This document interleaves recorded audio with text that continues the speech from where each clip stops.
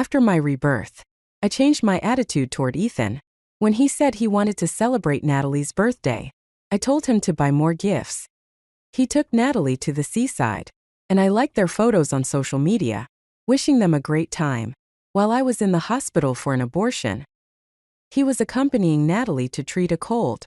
I praised him as a good boss, so dedicated to his employees. Due to a system upgrade, I received a lucky discount on my mission and no longer needed to marry him. In my previous life, I spent all my years by Ethan's side, but I never earned a marriage certificate. Even in my old age, my son stood by my sickbed, persuading Ethan, "Aunt Natalie waited for you her whole life. Now you can finally marry her. Let me plan an unprecedented silver-haired wedding for you too." Today was Natalie's birthday. I had agreed to help him celebrate, so I might come back late. Over the phone, Ethan's voice was cold and indifferent. I held my phone tightly, still reeling from the system's words. Just moments ago, I was reborn. In my last life, I failed to complete the mission of capturing Ethan's heart, and I died bedridden. This time, the system greeted me with good news as soon as I opened my eyes. I no longer needed to pursue Ethan. I could leave early. What's wrong? Are you mad again? Ethan sounded impatient. I told you already. There's nothing between me and Natalie. I only see her as a little sister. Stop being so narrow-minded. Okay. When I didn't respond for a while, Ethan grew a bit irritated. And you're pregnant now. Pregnant women shouldn't let their minds wander. Don't harm the baby over nonsense. His reminder jolted my memory. This point in time, I had just found out I was pregnant. Fortunately, it wasn't too late to act. I replied calmly. Buy some extra gifts. Natalie loves luxury brands. When I first came into this world, Ethan was a fresh graduate, and we built his business together from scratch. We worked tirelessly, day and night, until the company finally gained traction and began to thrive. Now, I was pregnant and resting at home, while he had hired a secretary. Natalie. Natalie was Ethan's childhood sweetheart. They had dated for 2 years in college but broke up when she went abroad for further studies. Now, she was back and effortlessly took the place of all my years of hard work. Don't think of Natalie as materialistic. Ethan defended her. She's not like that. She doesn't have family in this city, and we're just offering her some warmth as friends. Ethan couldn't tolerate a single negative word about Natalie. He thought I was being passive-aggressive. I won't say more. Anyway, I'll try to come back early, he said curtly, running out of patience, and hung up. Please handle all your affairs within the next 2 weeks. Once the time is up, I will take you away. The system reminded me. I touched my stomach. There were indeed things that needed to be dealt with. You want an abortion? The doctor looked at my pregnancy test results with some regret. Even though it's only been a month, all the indicators are very healthy. And you're nearly 30. Why would you want to terminate the pregnancy?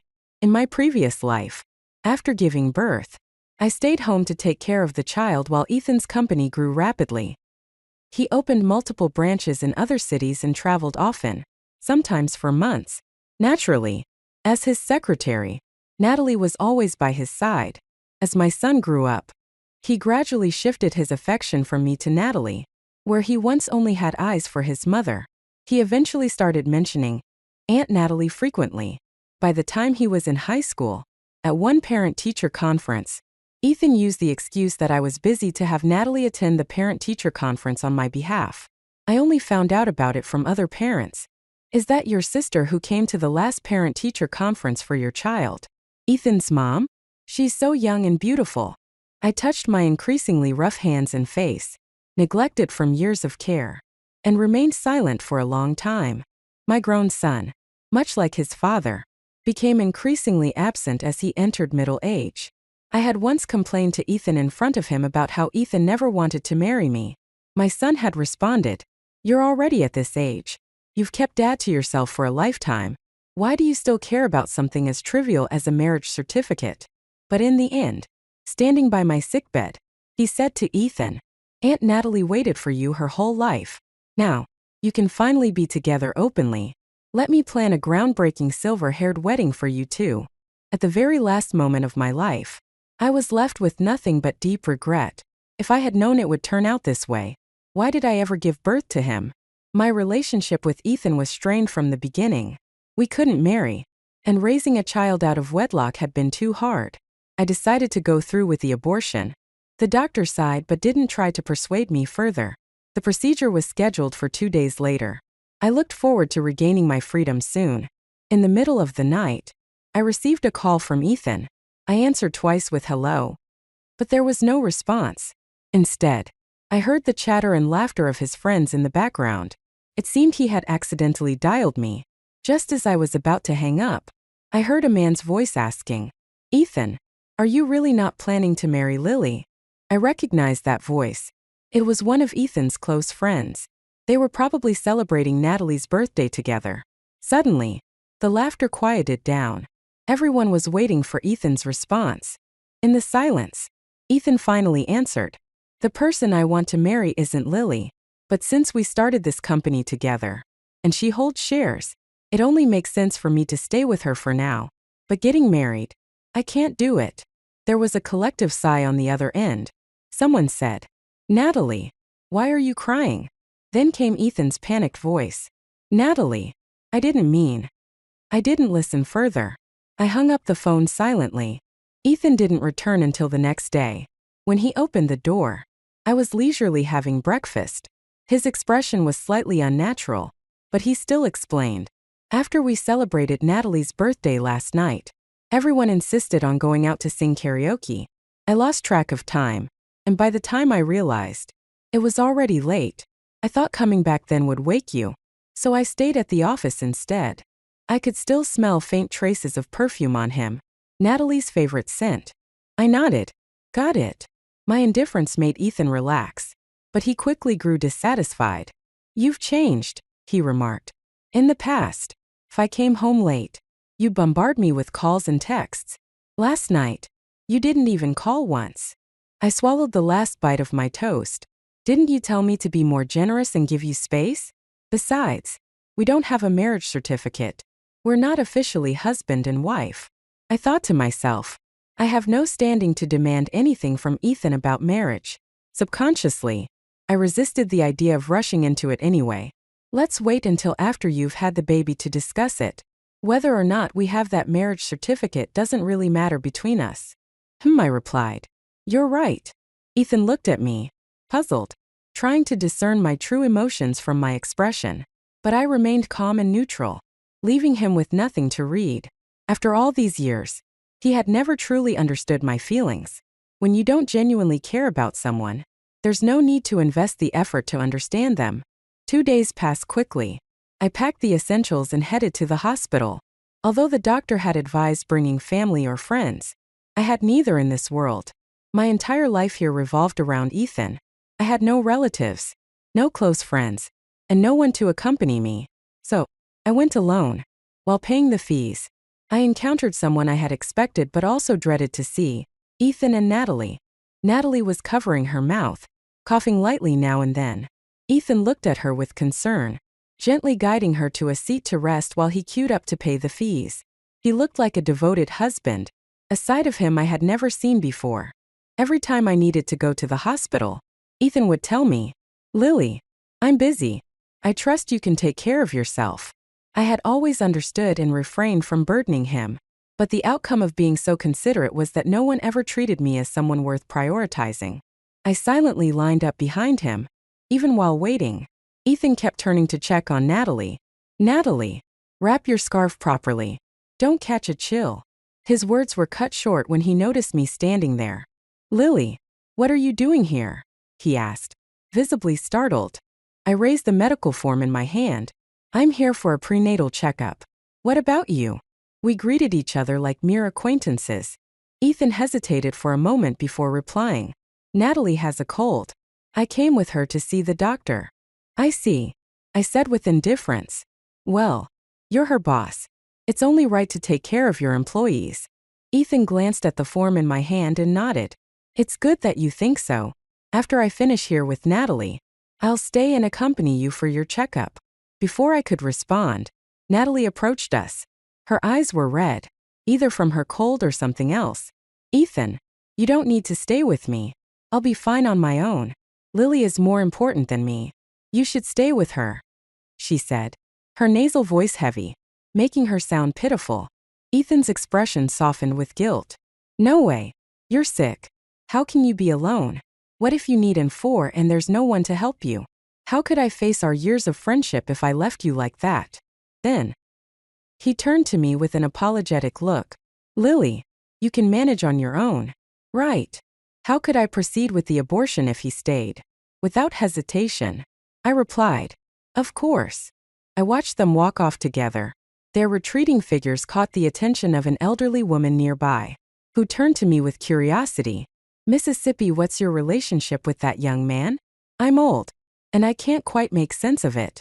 That's the father of my child, I answered, though he won't be for much longer. The procedure was quick. After a brief sleep, the child in my womb was gone. In my previous life, I had spent the first half revolving around Ethan and the second half around our child. In the end, both my husband and my child belonged to someone else. Touching my now flat stomach, I felt a sense of relief, as though I had been reborn. Take care of yourself after the surgery, the doctor instructed, repeating it multiple times. You need to rest and recuperate properly. I nodded, promising to follow the advice. Supporting my weakened body, I returned home. As I opened the door, I was greeted by the sight of Natalie sitting on the sofa. Ethan stood nearby, holding a cup, urging her to drink. Drink more warm water, he said gently. Get better soon, Ethan said softly. Natalie burst out laughing. You're such a typical guy. All you know is to tell people to drink warm water. Their interaction was gentle and affectionate, the kind of harmony that felt like a slap to my face. When they heard the door open, they both turned to look at me. Ethan remained seated. You're back. How was your checkup? Without waiting for me to answer, he continued. Natalie isn't feeling well, and I was worried she'd be alone at home with no one to take care of her. I figured she could stay here for the night. That way, it's easier for me to keep an eye on her. My abdomen ached slightly, the lingering pain from the surgery making me feel even more drained. Fine, I replied. You two carry on. I'm a bit tired and need to rest. Ethan's voice stopped me in my tracks, laced with dissatisfaction. Dinner isn't ready yet. And you're already heading to bed? I bought plenty of ingredients. They're in the kitchen. You're great at cooking. And now's the perfect chance for Natalie to try your food. It might even help her recover faster. Even after 2 lifetimes, I still knew exactly how Ethan viewed me. Yet, in this moment of physical weakness, his words cut deeper than ever. Ethan, I said, my tone cold and restrained. Which is more important, Natalie's cold or my pregnancy? Ethan paused, taken aback. Those two things aren't related. Why are you comparing them? I closed my eyes, suppressing the bitterness that threatened to overflow. I said I'm tired. Didn't you hear me? I'm carrying your child. Are you really asking a pregnant woman who's unwell to cook dinner for your childhood sweetheart? Ethan's face darkened. If you don't want to cook, fine, but don't bring Natalie into this. She's a guest, not here to deal with your attitude. I laughed bitterly. A guest? Did I invite her here? Natalie's face turned pale as she stood up and apologized. I'm sorry, Lily. I didn't realize you didn't want me here. I'll leave now. Before she could move, Ethan grabbed her arm and shielded her behind him. His tone was icy. Lily, this is my home, he said, enunciating each word. If anyone has to leave, it won't be Natalie. I almost forgot. This house was bought with the first bit of money we earned together. At the time, I told him, there's no need to differentiate between us. Just put it under your name. Back then, before Natalie returned, my trust in Ethan was absolute. Now, he was standing here, ready to kick me out instead. I turned and left without looking back. Ethan didn't stop me. It was always me who swallowed my pride first whenever we argued. But his patience and kindness were reserved solely for Natalie. The weather had turned chilly. Still recovering from surgery, I didn't dare wander aimlessly in the streets. I checked into a hotel instead. In the brightly lit bathroom, I looked at my reflection in the mirror. My face was gaunt, my appearance utterly disheveled. There was a time when I was full of energy, firmly believing that Ethan and I shared the same dreams. We worked late into the night, striving for a brighter future. The longest stretch was when we huddled together in a cramped office, watching the sky turn from night to dawn. Our goal will come true, I had said, leaning against Ethan for support. Ethan's eyes had reddened, and he hugged me tightly. You don't have to work this hard, he'd whispered. Don't be silly, I had replied with a smile. As long as you succeed, I don't mind the hardship. And he had succeeded.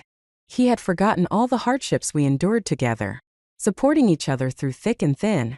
My abdomen still ached, making it hard for me to fall asleep. I tossed and turned until late into the night and finally drifted off. When I woke the next day, it was already afternoon. My phone was eerily silent. No calls, no messages. The pin chat with Ethan showed no updates. The last message was from 2 weeks ago. I absent-mindedly scrolled through my social feed and saw Natalie's latest post. Feeling down, Ethan took me to see the ocean. He said the sea breeze can blow all the sadness away. He's still the same as when we were kids. After all this time, he's come back unchanged, still as vibrant as ever. There were 9 photos, all of Natalie and Ethan by the blue ocean, striking various playful poses and grinning brightly. I remembered when Ethan and I went on a trip together, and I tried to pull him into taking photos with me. He had frowned and refused, saying, I don't like posing for the camera. You go ahead and take your own pictures. I laughed bitterly at the memory and gave Natalie's post a like. Not long after, Ethan messaged me. You should be feeling better now, right? You're fine. Come home. It's not safe to stay out with the baby. Natalie was feeling down, so I took her to see the ocean. We won't be gone long. Take care of yourself. In Ethan's eyes, I was someone who never needed comfort. In the past, I might have cried or argued, but now I felt nothing. Even the only tie between us, our child, was gone as of yesterday. There was nothing left between us. I replied, hope you both have a great time. The typing indicator on his end blinked for a while, but in the end, he didn't respond. I went back to the apartment, packed my belongings, and sorted through everything. I threw out what I didn't need and gave away what could be donated. There was even a new set of cookware I had bought to make soups for Ethan's stomach issues. It was no longer necessary, so I gifted it to my neighbor, Grace, who was a few years older than me. She pulled me aside and asked, You and Ethan didn't have a fight, did you? I shook my head. Oh, let me tell you, she said, pointing at my apartment door. Last night, a young woman stayed over at your place. It was already midnight, and I could hear her and Ethan laughing and chatting. Then, this morning, I saw them leave together, pulling suitcases. She sighed and continued, You know, men are easily tempted. You're pregnant now, so you have to watch him closely.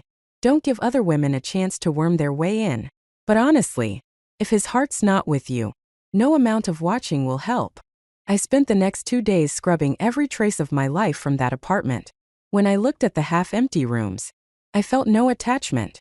Crossed 2 lifetimes, the happy moments I'd had in that house were pitifully few. With less than 10 days left before my departure, I planned to stay at a hotel.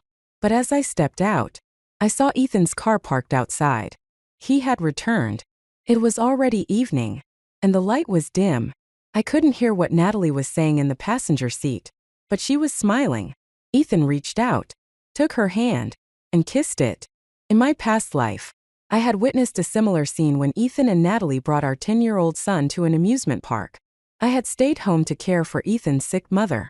That night, there was a fireworks show at the park, and as the sky lit up brilliantly, Ethan and Natalie had shared a passionate kiss. Our son, Sean, had covered his eyes and laughed, and someone nearby had taken a photo of them. The picture was posted online, showing a handsome man, a beautiful woman, and an adorable child. The caption read, This must be the perfect picture of happiness. Someone recognized Ethan and commented, accusing him of cheating. But Ethan, using my name, had replied, We were never married, so how is this cheating? This incident didn't cause much of a stir. Without the legal bond of marriage, it was merely a faint whisper of moral condemnation, quickly silenced by Ethan. I confronted him with the photos, demanding an explanation. Ethan responded coldly, If you still want to stay by my side and raise Sean, Stop making a big deal out of this. No one is allowed to hurt Natalie. Sean echoed his sentiment. Yeah, Mom. Stop questioning Dad. Aunt Natalie has been so upset she cried several times. When she's unhappy, I'm unhappy. And if I'm unhappy, you'll be sad too. Right.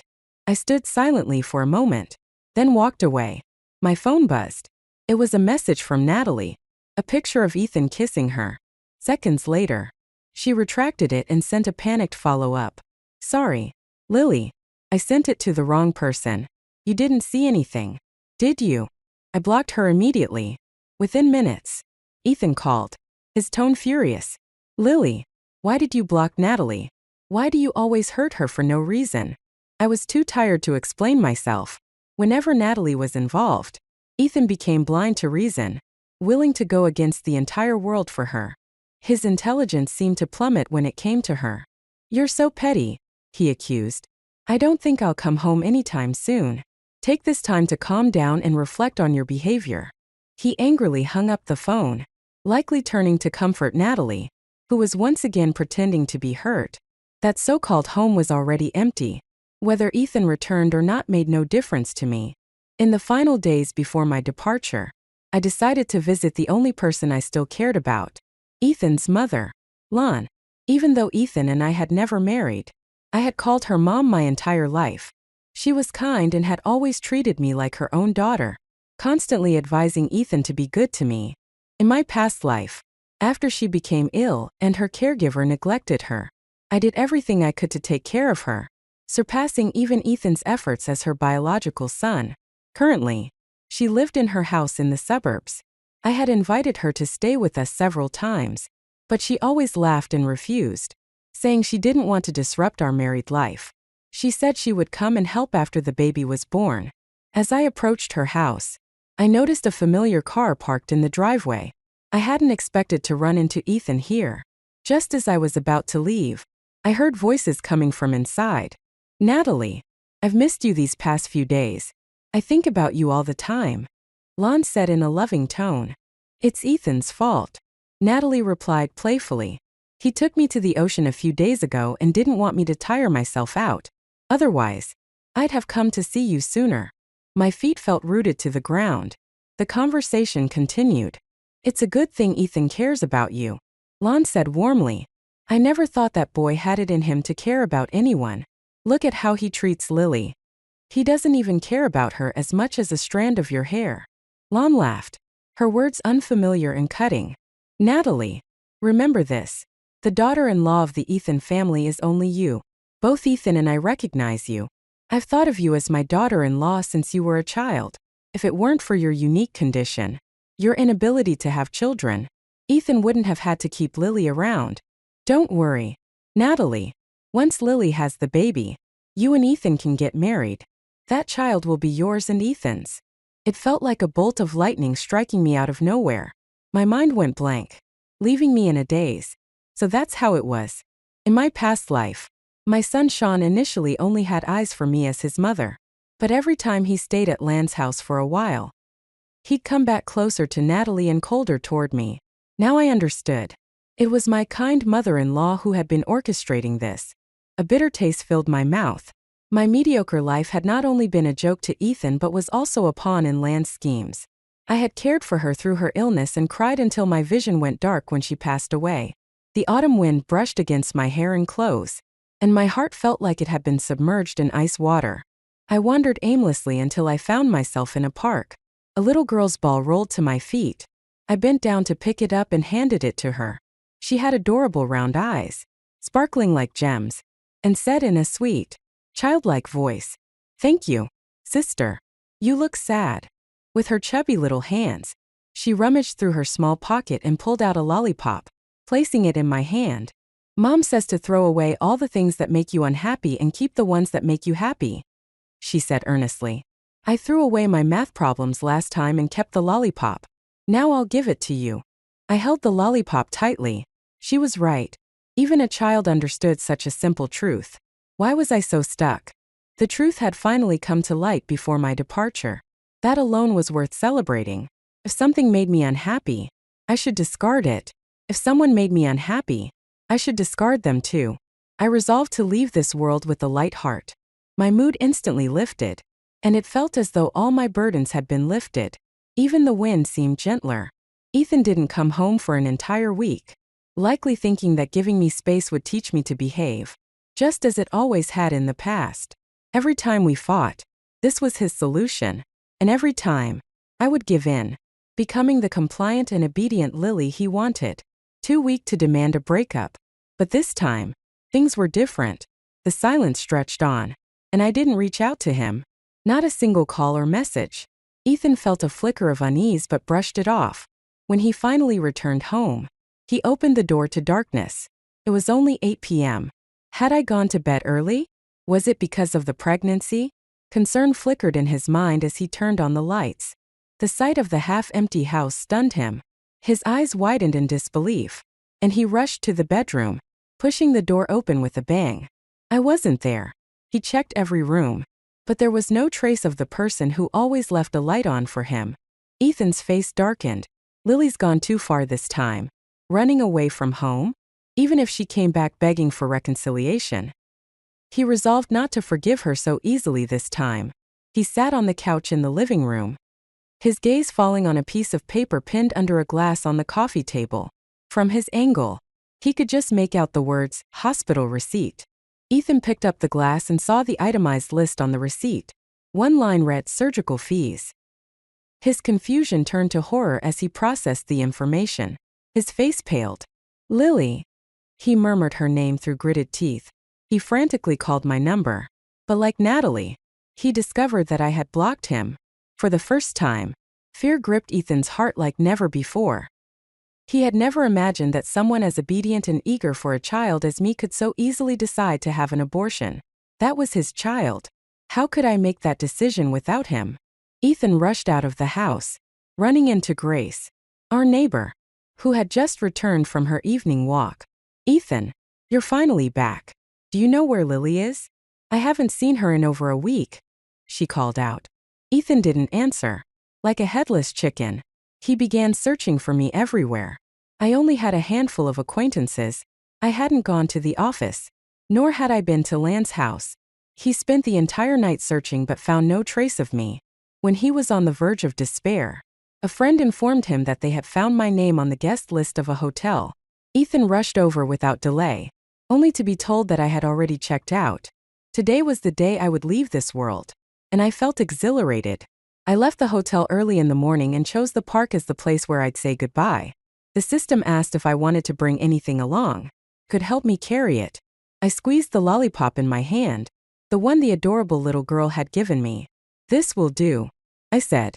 The system informed me that upon returning to my original world, I would receive a reward of $1 billion in cash.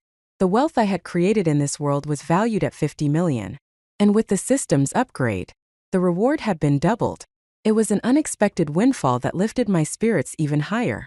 Meanwhile, my phone buzzed incessantly, displaying countless missed calls from Ethan. After some thought, I unblocked him and called him back. "Lily, what the hell are you doing? Where are you? I've been looking for you for an entire day and night." Ethan's voice came through, furious and panicked. Rarely did he show such unrestrained emotion. "Why did you get rid of the baby? How could you make such a selfish decision without even telling me? I'm the father." "Ethan," I said calmly, "do you know when I had the abortion?" Ethan didn't answer. "It was the day you accompanied Natalie to the hospital for her cold. You're right. I've always been capable of taking care of myself. So I went alone." "You went through with it just because I was with Natalie?" he asked, still seemingly confused. "Ethan," I said evenly, "I've told you before. I only ever saw her as my sister. No one kisses their sister," I replied, my tone steady. "That's incest." Ethan went silent, his breath catching as he realized what I had witnessed. "You saw us," he murmured. "Not just that," I said. "I also heard what you and your mother discussed. That since Natalie can't have children, you give my baby to her. Ethan, your entire family is impressively conniving." "Lily," Ethan interrupted, his voice trembling. "It's not what you think. My mother may have said that, but I never intended to go through with it."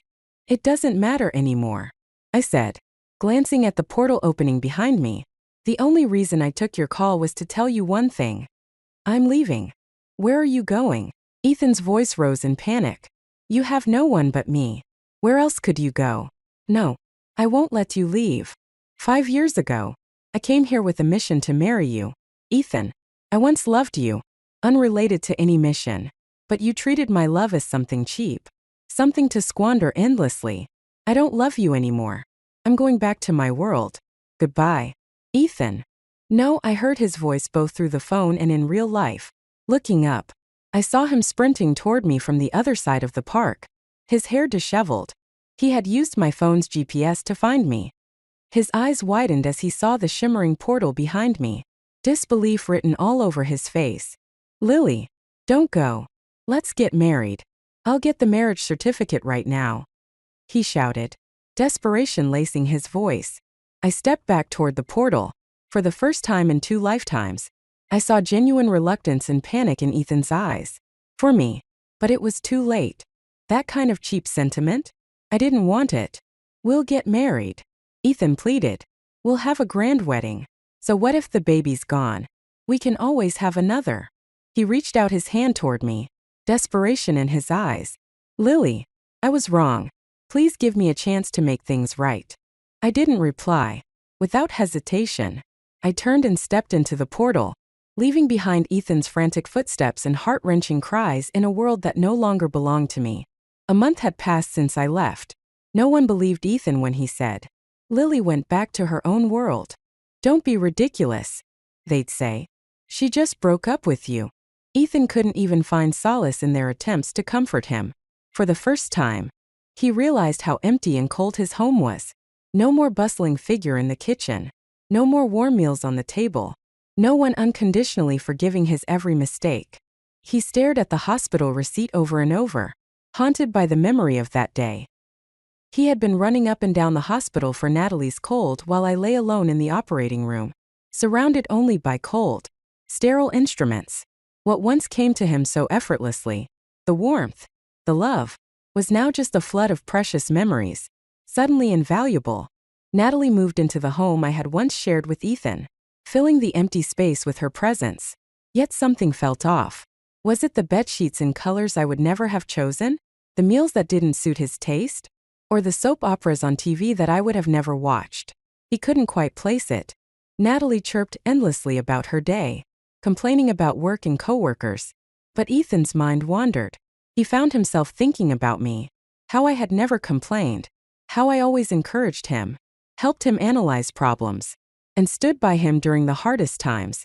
I had built a business with him from nothing and, even after his success, still brought him late-night bowls of soup to soothe his stomach. Every time he saw Grace, our neighbor, she sighed deeply. Ethan, you've lost a rare gem like Lily. Won't you regret it? Ethan began dreaming about me frequently. His mother, Lon, tried to console him. Lily is gone. And that's that. What a pity about my grandson. Natalie can't have kids. Where will you ever find another woman as genuine as Lily? Meanwhile, the once thriving business Ethan had built began to falter. Orders plummeted. And no matter what efforts he made, the company's decline seemed unstoppable. Under immense stress, Ethan started losing focus. One day, while driving, his exhaustion caught up with him, and he had a severe car accident. He spent 3 months in the hospital recovering. Lon, distressed over her son's condition, fell ill herself. First, Natalie split her time between caring for Ethan and Lon, but her patience quickly wore thin. She eventually hired a caretaker and stopped visiting altogether. One day, Lon tearfully confided in Ethan, "You see someone's true colors over time. Natalie isn't someone you can count on in hard times. She's nothing compared to Lily. If Lily were still here, she'd be taking care of both of us so well. Where in the world can you find another Lily?" The last time Natalie visited, it wasn't to comfort Ethan but to inform him that most of the company's employees had quit. "The company's collapsing," she said bluntly. "Zenith Corporation offered me a job, and I accepted. Ethan, we're not a good match. Let's break up." But Natalie never actually started her new job. She had betrayed Ethan. leaking confidential company information, which tarnished her reputation in the industry. She became blacklisted, struggling to find work. Meanwhile, the caretaker Lon relied on neglected her duties. One night, while the caretaker napped in another room, Lon tried to get out of bed to use the bathroom. She called for help but got no response. Struggling on her own, she fell, hitting her head on the floor and dying instantly.